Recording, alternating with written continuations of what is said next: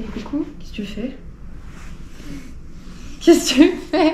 Et coucou! On se retrouve pour ce nouveau vlog, pour un vlog un petit peu blabla, puisque de toute façon on n'a pas énormément de choses à vous montrer vu que on bosse toute la semaine et que le week-end il fait pas beau. Et de toute façon on est tellement fatigué que clairement on fait pas grand chose. Pour cette première partie, on a filmé un petit peu des choses de notre quotidien la semaine dernière, donc on va mettre ça en première partie. Et en deuxième partie, on va répondre à quelques questions. On a fait une FAQ il y a une semaine et demie je crois, sur Instagram. Et du coup on a répondu à une partie des questions sur Insta et on a gardé les questions qui revenaient le plus et qui nécessitaient un peu plus de détails pour cette vidéo. Donc voilà, on espère que ça va vous plaire et c'est parti! C'est parti.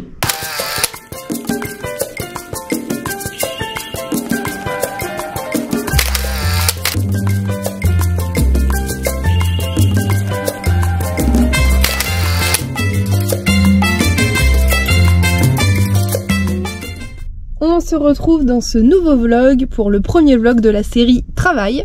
Aujourd'hui on est le 26 juin, on est lundi et on commence notre travail dans la restauration demain. On a trop hâte. Bon, j'avoue qu'on est un peu stressé, surtout moi, parce que l'anglais c'est pas trop ça. Là du coup j'ai abandonné Val, je l'ai laissé à la maison puisque il me faut une paire de chaussures noires. Il nous faut un pantalon noir, donc ça on l'a déjà acheté chez Kmart. Et Val a réussi à trouver une paire de chaussures noires, toutes noires, des Nike qui font habillé, basket habillé. Mais moi du coup j'ai pas trouvé, donc aujourd'hui je suis retournée en ville à Hastings et j'espère que je vais trouver mes chaussures noires. Donc c'est parti. Donc là l'idée c'est de trouver une paire de baskets noires qui fait un petit peu habillé mais qui fait un peu basket quand même. On a le droit au basket donc c'est cool. Donc je vais aller voir à Rebel Sport qui est l'équivalent d'Intersport ou de Go Sport en France je pense. Donc voilà, on va voir si je trouve mon bonheur. J'aimerais bien des Vans comme ça, toutes noires, mais je trouve pas ma pointure. Ça fait 4-5 magasins que je fais depuis samedi et à chaque fois il y a pas ma pointure. Bon, voilà, je suis deg, j'ai pas trouvé ce que je voulais. Ils ont une pénurie de 38 en Nouvelle-Zélande, je ne sais pas, mais dans aucun magasin il y avait ma pointure. Ça me saoule, donc j'ai pas trouvé des bonnes chaussures comme je le voulais. Je suis allée à Kmart, parce que de toute façon il me faut des chaussures noires et c'est demain, donc là j'ai pas trop le choix. Je suis allée à Kmart et j'ai acheté une vieille paire de baskets, bon qui est quand même un petit peu confortable, ça va, mais bon 22 $, donc ça fait 12 €. Je me suis pas ruinée. Bon ça fera l'affaire pour l'instant, de toute façon j'ai pas le choix. Et je me suis également acheté une petite paire de boucles d'oreilles puisque je n'ai emmené aucun bijou pour ce voyage. Et j'avais envie d'acheter des petits bijoux pour être jolie pour le travail. Voilà.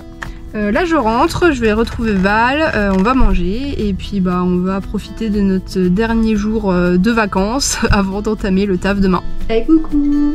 Ça y est, c'est le grand jour. Il est 8h30, on commence le travail à 10h. Donc là on se prépare gentiment. On a sorti nos tenues noires, nos pantalons, nos chaussures noires sont ici. Et puis les t-shirts sont fournis par l'établissement. Et puis on espère que tout va bien se passer. Bon, on vient de faire notre premier jour de travail. On est rincés. Ça y est, premier jour fait. On a travaillé 5 heures, on a fait le shift du midi. Et ouais, clairement, on est rincés tant physiquement que mentalement. Ouais, mais c'était cool.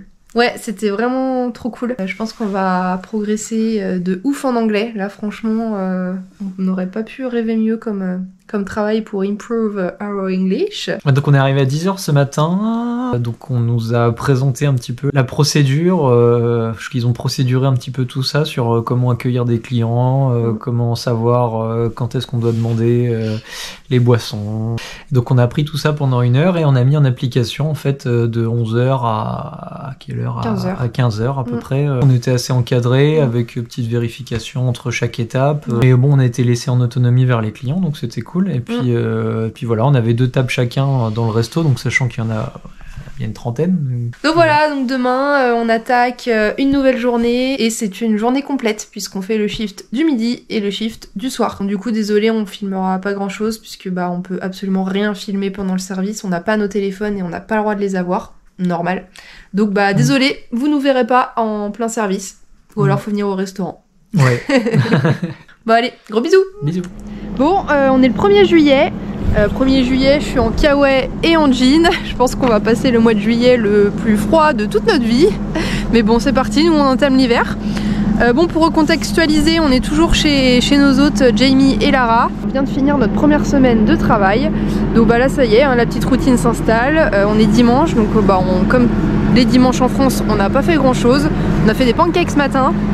Et puis bah là on va faire les courses. Donc bah on vous emmène avec nous. Timothy est prêt.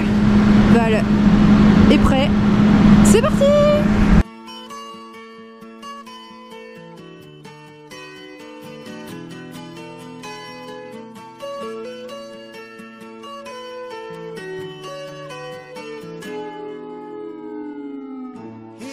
Et nous voilà chez Countdown. Bon, c'est un peu plus cher que Pack and Save, mais bon, on en a un peu marre de Pack and Save. Puis bon, bah maintenant qu'on gagne des sous, on se fait plaisir.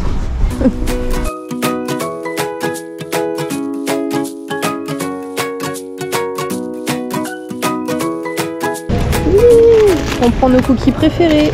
Incroyable. Miam. Bon là on est clairement dans le rayon de notre alimentation principale. On a les wraps qui sont là et voilà, et les pâtes qui sont là. J'ai déjà pris un paquet de pâtes. J'ai pris celle-là en plus, bravo. Spaghetti. C'est marrant parce qu'en Nouvelle-Zélande, tous les médicaments qu'on peut retrouver en France en pharmacie, genre de l'Advil, du Nurofen, du paracétamol, du Strepsil, enfin tout ça normalement on l'achète en pharmacie, ici c'est dans les grandes surfaces. C'est en vente libre en grande surface. On a acheté des gnocchis, on va faire notre fameux gratin de gnocchis pour Jamie ce soir. Il va être content je pense.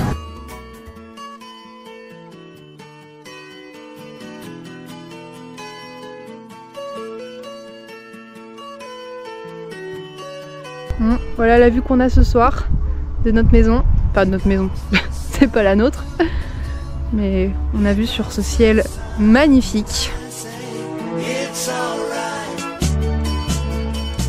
Alors, petit bilan des 2 semaines qui viennent de s'écouler, les 2 semaines de travail. On travaille à peu près 33 heures par semaine. 33 et 34 pour l'instant. Le rythme est quand même assez soutenu. C'est vrai que les premiers jours, c'était pas facile parce qu'il y a l'anglais déjà, qui est quand même assez, une chose quand même conséquente. C'est un nouveau métier. Enfin, faut rappeler qu'on n'a jamais fait de restauration, on n'a jamais été serveur ou barman de notre vie. Ça fait quand même beaucoup de choses à apprendre. T'arrêtes de me faire du pied? Donc les premiers jours sont un peu compliqués, du coup t'as pas trop d'automatisme et puis là au bout de 2 semaines franchement on se pose plus trop de questions, tout vient assez rapidement, les prises de commandes ça va beaucoup plus vite. Et on tourne quand même sur les postes, on a le poste de barman, donc derrière le bar à faire les cocktails et à nettoyer les verres, et la partie service où là on est vraiment les serveurs classiques. Il y a une très bonne ambiance, c'est très pro, très rigoureux.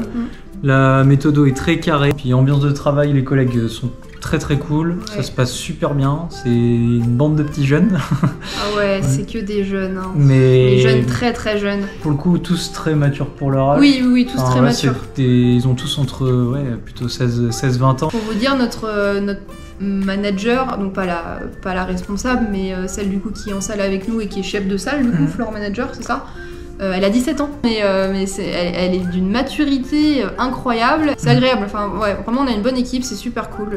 C'est hyper bienveillant, même si on est en difficulté, ils vont pas nous gueuler dessus. Dis de la merde ce que tu fais, non, ils nous aident. Du coup pour le mois de juillet, on loge toujours dans la maison dans laquelle on est, chez nos hôtes, chez Jamie et Lara. On a 20 minutes de route à peu près. À peine 20 km. Donc on rentre pas le midi parce qu'on a que 1 heure ou 1 heure et demie de pause le midi. C'est un peu trop juste pour rentrer, on a pas envie de courir partout. Mais du coup la pause du midi on la passe dans notre van. Donc on se prend un truc à manger, soit on prend au resto parce qu'on a moins 50 sur toute la carte, soit on se fait des wraps ou voilà. Et du coup on mange dans le van et comme ça après on peut se poser, faire une petite sieste. Pour les horaires on commence à midi tous les jours. Boss en général jusqu'à la fin du shift du midi, donc entre 14h et 15h30. Après on a notre heure ou notre heure et demie de pause, on reprend entre 15h30 et 16h30. Et puis on enquille jusqu'à 20h, 21h. Donc voilà, on est toujours aussi content, on kiffe toujours autant, on gagne de l'argent. On a eu notre première paye vendredi dernier, parce qu'on est payé toutes les semaines. Donc ça y est, maintenant on commence à... Enfin, on dépense l'argent qu'on gagne. C'est-à-dire qu'on n'utilise plus du tout notre argent sur notre compte français, donc nos économies en fait. Donc voilà pour le résumé de nos 2 semaines de travail. On espère que ça va continuer à bien se passer comme ça jusqu'à la fin du mois d'août. Et puis bah du coup, on peut être que heureux. Oui, oui, oui. Maintenant, on va répondre à quelques questions qui ont été posées lors de la foire aux questions. On a pris celles qui revenaient le plus et celles qui nous paraissaient le plus pertinentes à répondre en vidéo. Donc pour rester dans le thème du taf, on a eu 2 questions qu'on peut regrouper. C'était une condition non négociable de travailler au même endroit et vous avez passé vos entretiens en même temps. Du coup, c'était une condition non négociable de travailler au même endroit. Oui, dans un premier temps, puisqu'on n'a qu'un seul véhicule. Donc on s'est dit que ce serait quand même compliqué, sachant qu'à la base on n'avait pas le logement. Enfin, on savait pas qu'on allait avoir un logement. Franchement, si on fait pas les mêmes horaires, ou si on travaille pas au même endroit, si on a un qui est en congé un jour et pas l'autre, quand on vit dans un van, c'est quand même assez compliqué. Et donc vous avez passé vos entretiens en même temps. Oui, on a passé du coup 3 entretiens, un pour l'hôtel à Napier, un pour les vergers dans les pommes, et un pour le restaurant dans lequel on travaille. Et oui, à chaque fois on passait nos entretiens en même temps. Et puis pour le restaurant, c'était pas un entretien, c'était clairement une discussion. Un quick chat. Ça s'est très très bien passé. C'était plus pour voir comment on était. Tu le vois vite si les gens sont des bonnes personnes ou pas. Ouais, s'ils sont motivés ou pas. Voilà, donc je pense que là, vu qu'on avait la banane, on était motivés. Puis voir si on arrivait à parler à peu près anglais. Donc ouais, coup, ça aussi. Ça a été à peu près. Ensuite, est-ce que les Français sont bien vus en Nouvelle-Zélande? Oui. Oui, pour le coup, on a une excellente réputation. La France a une excellente réputation pour le moment, toujours. Il y a énormément de Néo-Zélandais qui sont déjà allés en France en vacances. Ils sont ravis de voir des Français, ils sont ravis d'entendre des mots français, ils sont ravis d'entendre notre accent, d'échanger un petit peu sur combien de temps on reste là, est-ce qu'on aime la Nouvelle-Zélande. Enfin, ils sont très très favorables aux Français. Ouais. Ça fait même un peu de pub pour le resto. La patronne va se j'ai un petit couple de Français qui vient d'arriver, voilà. Ouais, donc, on a un peu les mascottes, quoi. Et du coup, ça se passe très bien. Ouais. Après, on en a quelques-uns qui posent la question, qu'est-ce que vous en pensez de ce qui se passe en ce moment en France avec les émeutes. Donc, c'est aussi intéressant de pouvoir en discuter et d'avoir leur point de vue. Enfin, la France passe à la télé tous les soirs sur la télé néo-zélandaise, quoi. Même sur la BBC, tous les soirs depuis une semaine, on a droit à la France en guerre, machin. Malgré tout ce qui se passe, malgré le bordel en ce moment, ils adorent la France et ils adorent les Français, donc tant mieux pour nous. Quel est le prix de l'essence en Nouvelle-Zélande et est-ce que le niveau de vie est le même qu'en France? Donc le prix de l'essence en Nouvelle-Zélande, j'ai envie de dire c'est comme en France, ça varie, il y a des fois elle est chère, il y a des fois elle est pas chère, et c'est quand même un petit peu moins cher qu'en France. En moyenne on va être sur un 2,30$ et 2,30$ ça doit faire un 70 on va dire pour l'essence. Et le niveau de vie de manière générale, je pense que c'est pareil. Sensiblement le même. Ouais, au niveau des courses, à chaque fois qu'on fait les courses, on essaye un petit peu de se dire voilà, si on avait acheté ça en France, pour combien on en aurait eu. Franchement, c'est globalement similaire. Ça se voyait, des trucs plus chers, des trucs moins chers. Je pense que ça s'équilibre. Tout ce qui est viande et tout, c'est moins cher. Tout ce qui est légumes, c'est un poil plus cher. L'alcool est plus cher. Mais on picole pas des masses en ce moment. Par contre, je pense que si tu as un salaire néo-zélandais, travail identique, alors si je faisais le même boulot en Nouvelle-Zélande qu'en France, je pense qu'on vivrait mieux. Un niveau de vie un peu plus élevé. Par exemple, en restauration, là, on est plutôt bien payé, quoi. Enfin, on est mieux payé, oui, quoi. En bossant, je sais pas, 33 heures par semaine, en gros, ça fait quasiment 1 700 ou 1 800 euros net, donc après impôt. Donc c'est plutôt correct, quoi. Pour partir dans la partie activité, van life, road trip, bon, c'est vrai qu'on n'y est plus trop en ce moment, mais on a quand même vécu 3 mois en van life. La top 3 des activités que vous recommandez. Alors, sachant qu'on n'a pas fait grand chose pour l'instant, au final, on a visité le Northland, une petite partie, Auckland, une partie du nord de l'île du Nord, mais c'est tout. Il nous reste encore tellement de choses à faire. On n'a pas fait le plus touristique. À ce jour, par rapport à ce qu'on a fait, je pense qu'on peut mettre Hobbiton dans le lot. Ouais, trop cool. Puisque du coup, on a vraiment l'exemple fan de Seigneur des Anneaux, pas du tout fan du Seigneur des Anneaux, Et clairement, on a kiffé. Bon, je pense que t'as 1000 fois plus kiffé que moi parce que bah voilà, tu t'adores l'univers et tout ça. Mais moi qui ne suis pas une grande fan, franchement, mais j'ai adoré. C'était génial. Des gosses. Des gosses, mais oui, on aurait dit des enfants. On avait des étoiles plein les yeux et enfin vraiment, c'était trop cool. Trop cool. Dans le Northland, bah après, de manière générale, on conseille de faire le Northland. C'est vrai que c'est une région qui est un peu trop oubliée. Malheureusement, les gens tout de suite ils vont dans le sud d'Auckland. Mais non, si vous avez l'occasion, encore une fois, allez dans le Northland. Et dans le Northland, on conseille les dunes. Les Giant Sand Dunes, les énormes dunes de sable là qu'on vous a mis à plusieurs reprises dans plusieurs vlogs. Vraiment, c'est incroyable et gratuit pour le coup. Du coup, en troisième, c'est plus la découverte du format LPX, le woofing. En vrai, découverte des personnes incroyables. Au final, on a fait quoi, 1 mois et demi, même là, on y est quasiment encore dans un format LPX. Et franchement, tout ce qui nous arrive en ce moment, c'est grâce au format LPX, quoi. On a rencontré des gens adorables, que ce soit Fran, Stéphane et Annalise, Derek et Anne, et là, Lara et Jamie. C'est des gens qui resteront dans nos mémoires et dans nos cœurs très longtemps. Après, du coup, ça c'est une activité qui est vraiment spécifique au PVT. Si vous venez en tant que touriste en Nouvelle-Zélande, vous ne pourrez pas faire du LPX puisqu'il faut avoir un visa de travail. Ensuite, quel est votre meilleur souvenir et votre pire souvenir jusqu'à maintenant? Je pense que, en meilleur souvenir, je pense qu'on n'a pas le même.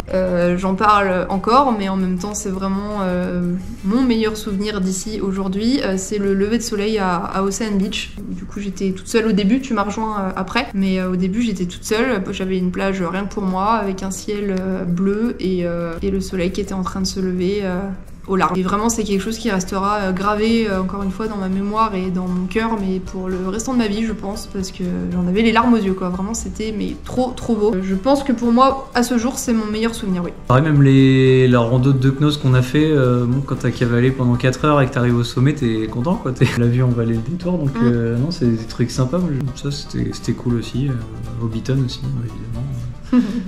Même Ocean Beach, la rando à côté, les dunes de sable. C'est dur de choisir pour l'instant. Ouais, non, il y a de très bons souvenirs. Je pense qu'on pourra répondre à cette question quand on aura fini notre voyage.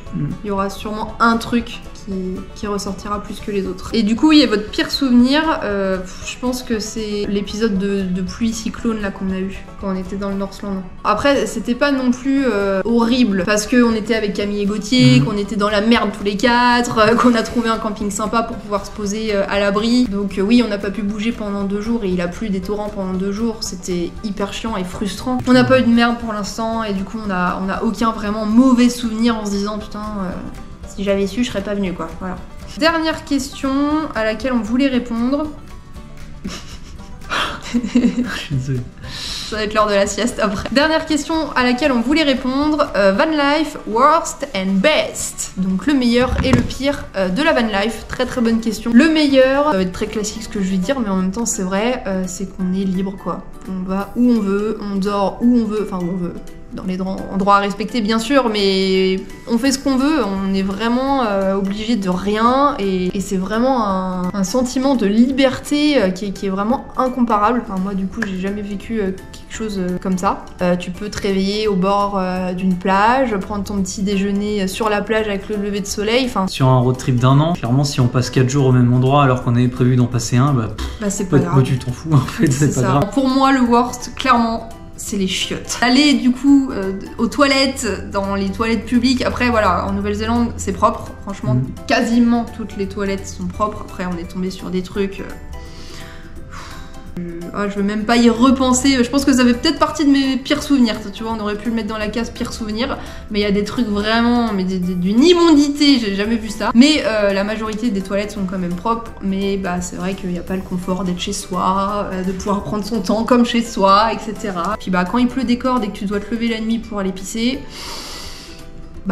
c'est pas simple. Donc pour moi, le worst, vraiment, c'est la partie hygiène avec toilette et douche.